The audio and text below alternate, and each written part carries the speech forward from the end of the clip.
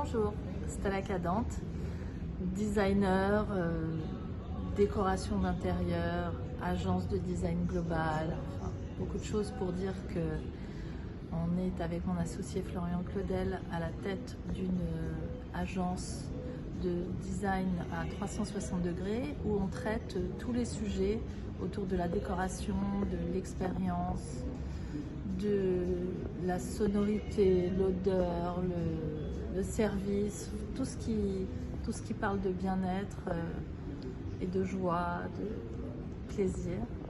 Et notre seul but, c'est de réenchanter le quotidien de chacun d'entre nous. Comment défendre un projet et comment se faire comprendre?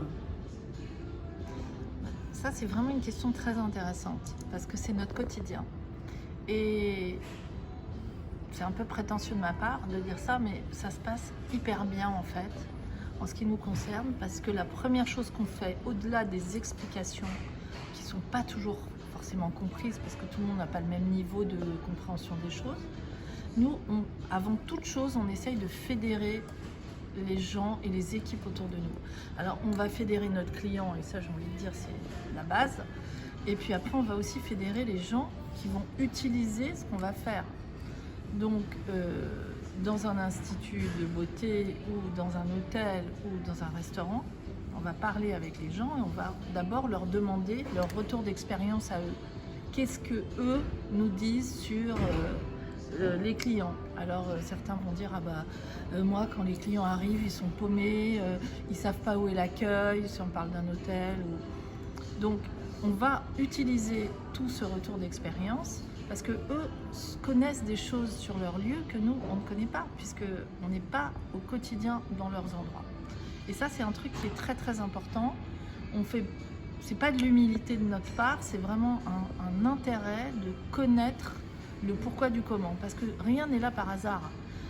Si un accueil est placé à un endroit dans un hôtel et que nous on trouve ça moche parce que ça fait une verrue en plein milieu du lounge, il y a forcément une raison pour laquelle ça a été mis là à l'origine. Ou en tout cas, de temps en temps, on s'aperçoit aussi que il y a une sorte de guéguerre entre les architectes d'intérieur et les exploitants, parce que les exploitants reprennent la main sur leur lieu à un moment donné et partent du principe que ce qui a été fait par les architectes d'intérieur, ça ne va pas. Mais c'est normal, il faut écouter les gens qui travaillent sur site, sinon ça ne sert à rien. Nous, on n'est pas là pour se faire plaisir, on est là pour faire plaisir à notre client, qui est la personne qui nous a mandaté pour faire le projet, et puis surtout pour le client final qui va arriver pour dîner avec sa famille ou qui va arriver avec sa valise pour prendre une chambre d'hôtel ou qui va arriver dans un institut pour refaire un soin, etc., etc. Et du coup, une fois qu'on a identifié les problématiques, on essaye de trouver par le design et par la décoration et l'expérience, on essaye de trouver une solution pour eux. Donc en fait, on n'a jamais de problème parce que les gens sont ultra contents qu'on leur apporte des solutions et nous, on est ultra contents de connaître leurs problématiques pour pouvoir la régler. Voilà. Stella, la question qu'on se pose, c'est est-ce qu'il existe véritablement une méthode pour casser les codes ou est-ce qu'il faut vraiment avoir cet esprit rebelle chevillé au corps? C'est une bonne question. Je ne crois pas qu'il faille être forcément rebelle. Rebelle, c'est un peu trop fort. Nous, avec Florian, comment est-ce qu'on travaille? En fait, on part toujours de la tendance, parce que la tendance régit le monde. C'est vraiment c'est notre ligne conductrice pour la création de concepts. Alors que ce que c'est la tendance, c'est un mot un peu barbare pour expliquer que finalement, tous, autant que nous sommes, on est un peu conditionnés par un certain nombre de choses, aussi bien sur la gastronomie, notre façon de nous habiller, de nous maquiller, la façon de nous poser, l'environnement dans lequel on a envie de vivre. Bon, si on parle aujourd'hui de tout ce qui nous est arrivé ces derniers temps, eh bien, ça nous a renforcés dans la nécessité d'être un peu plus éco vis-à-vis de la planète, d'être un peu plus renfermés positivement sur nous-mêmes et de nous occuper encore plus de nous-mêmes et de notre corps. Ça, c'est déjà une tendance en elle-même. Donc nous, on travaille beaucoup sur ces tendances-là.